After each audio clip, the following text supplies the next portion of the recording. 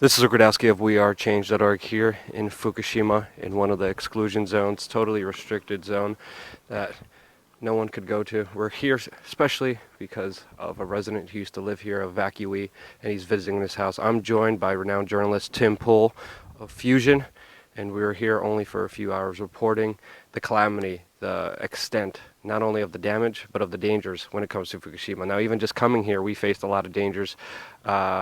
People are talking about the possibility of losing the end of your life a little bit, but we got police authorities pulling up in front of us. But let's just continue the interview if we can. What are some of the dangers when we are coming here?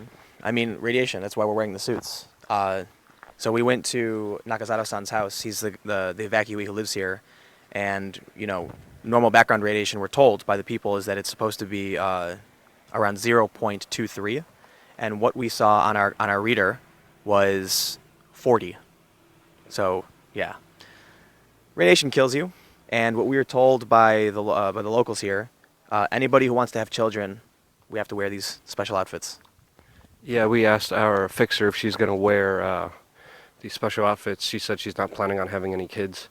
So, yeah, that was the severity of the situation. And obviously the government here and TEPCO have been downplaying the severity and the real dangers of this, because there really is no solution with this power plant. They keep dumping water in there, but that is not a sustainable long-term solution. Many experts are saying that it is at a brink, at another meltdown, and if that happens, it's going to be not only a catastrophe for Japan, but also for North America.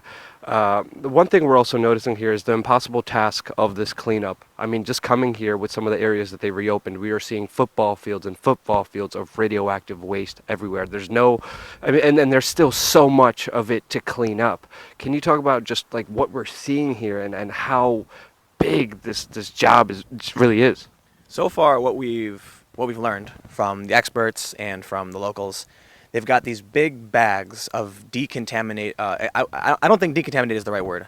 It's basically what they're doing is they're ripping up the plant life and the soil, topsoil, where all of the radiation, the radioactive particles are collecting, putting them in big bags, and there's these massive football fields of these big, just massive black bags of radioactive garbage. And when we ask them what's the plan, what do they do with it, it's sort of a shrug and storage. We don't really know yet. Yeah.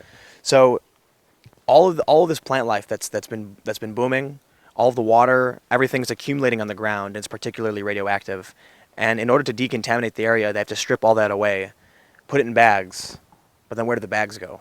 Exactly, and they're wrapped in plastic, and it's raining, and the sun is on them, and as we know, plastic is definitely not a good concealer of anything.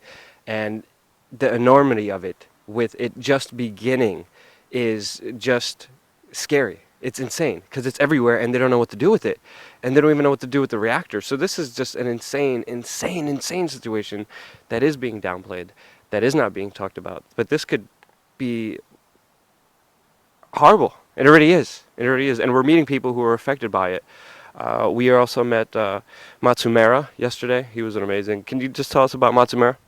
So this guy, when they were evacuating, he said he heard a dog howling. And he thought, I can't leave that dog there, it's chained. And so he decided to stay behind and start helping the animals. It was a long fight with the government and with the companies, the security companies, to allow him to stay there. But it's been almost 5 years, and he's been here the whole time, and he saved countless dogs, cows, cats, and other animals. And he's become kind of a celebrity. He's got an autograph from the Prime Minister's wife. Other famous people from around the world have come to visit him for the work that he's doing. And I asked him if he was worried about his health, and he said, he sort of gave up. It's like, yeah, if I get sick, I get sick.